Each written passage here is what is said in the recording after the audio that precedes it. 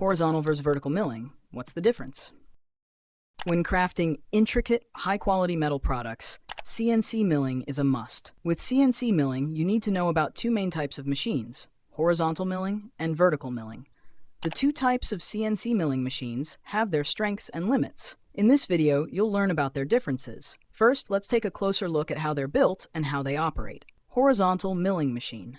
Just like the name says, the spindle here sits horizontally. That means the cutting tool moves side to side instead of up and down. That makes it perfect for removing large amounts of material quickly. Besides, you should note that the arbor is in the horizontal mill.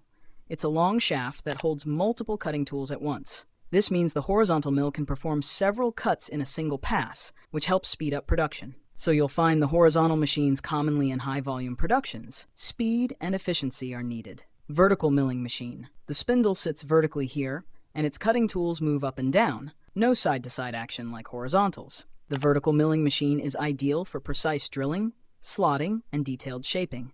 For small workshops, vertical milling machines are more popular because they're easier to operate and more affordable. After the basics, let's now dive deeper into their differences. The biggest difference is in the spindle orientation we mentioned earlier.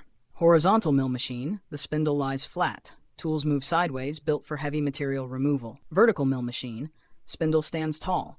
Tools plunge up-down, it's for precision and detail work. The second difference lies in cutting capacity and efficiency. Horizontal milling machines excel here, with a horizontal spindle allowing multiple tools and deep cuts. Its side cutting structure facilitates cleaner chip removal, reducing heat buildup and tool wear. In contrast, vertical milling machines are slightly inferior in terms of material removal speed and the volume of material they can process. The third difference is cost. Horizontal mills tend to be more expensive in initial investment, tooling, maintenance, and operational costs.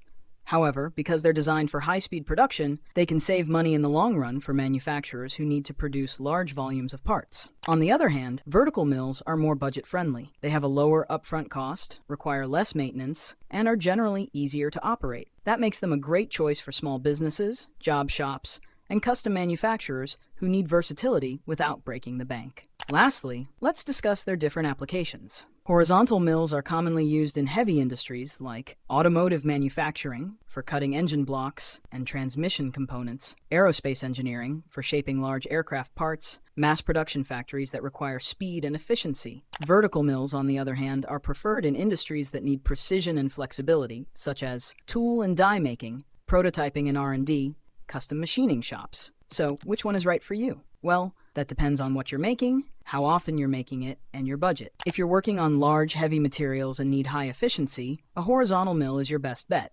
But if you need precision, flexibility, and ease of use, go with a vertical mill. And of course, budget matters too. If you're just starting or working on smaller projects, a vertical mill is the more cost-effective option. But for high-volume production, investing in a horizontal mill can pay off in the long run. Both horizontal and vertical milling machines have their place in manufacturing. The right choice depends on your production needs, budget, and machining goals. Which one would you choose? Let us know in the comments. And if you found this video helpful, don't forget to like, subscribe, and turn on notifications for more insights into CNC machining and other manufacturing processes.